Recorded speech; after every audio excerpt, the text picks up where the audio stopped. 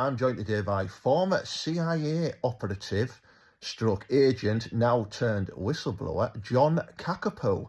John, hello. Hi.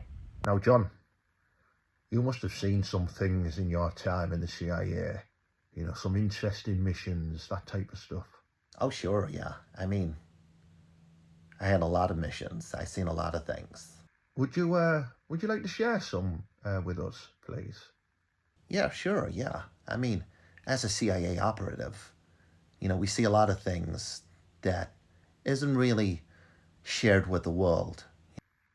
You know, a lot of secret operations. I remember one particular one that springs to mind was I was sent on a covert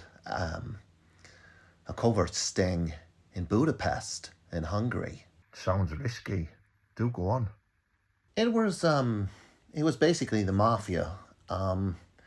And the mafia I don't know if you know this, but in Hungary is it's quite a well organized crime unit, like most mafias are. But this one, they dealt primarily in trafficking of women, drugs, like all types of narcotics, and I was asked to go undercover within this group.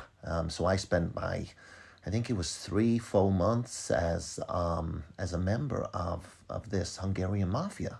So did you have to become somebody else?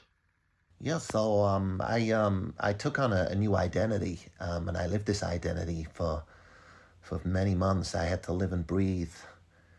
I had to live and breathe as this guy, and I wanted it to be believable. So I came up with the backstory that I was a very wealthy businessman from America who had dealings all over Europe, all over the world. Bit of tech companies, a bit of an inventor of weapons and other sort of futuristic technologies. So and I called myself Tony Stark.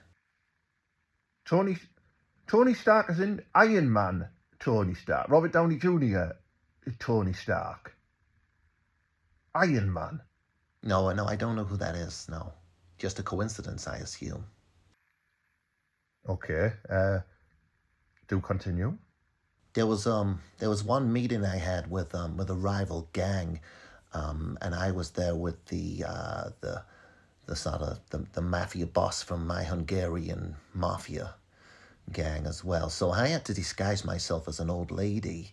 So I took on the persona of Dot Cotton, was my persona. A very wise old British lady, which got me in through the back door, and it got this other group to trust me with some of the secrets they were unwilling to share at that time. Hang on.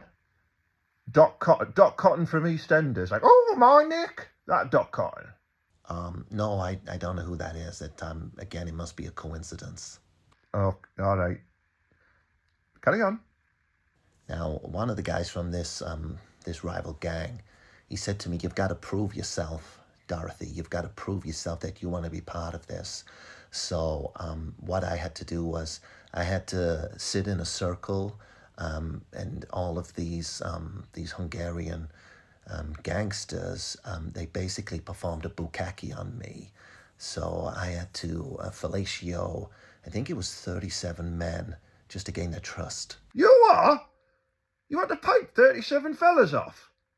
Did you not feel disgusting? No, not at all. I'd do anything for my country. Okay. So what happened next, John?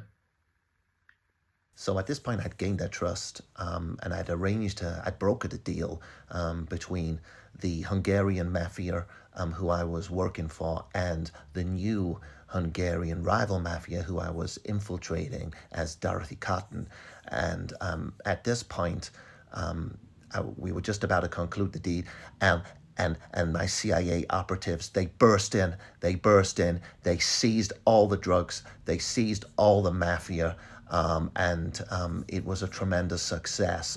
But I'm still wanted in that country by various mafia gangs. I'm not welcome there anymore. My life is endangered. I feel threats, all of the time. Only the other day, I was walking around a B&M and a Home Bargains, and I could feel that I was being followed. So I have to be very careful where I go now and what I do. As Tony Stark. Yeah. Yeah, as Tony Stark. Tony Stark is no longer welcome in most Eastern European countries now. Anything else you want to tell us, John? There's another great story where I had to, I think it was for almost 9 months, I had to disguise myself as a living panda in a zoo enclosure in China, just so I could get close to some illegally imported bamboo sticks. Yeah, you're full of shit, mate. Doubt it.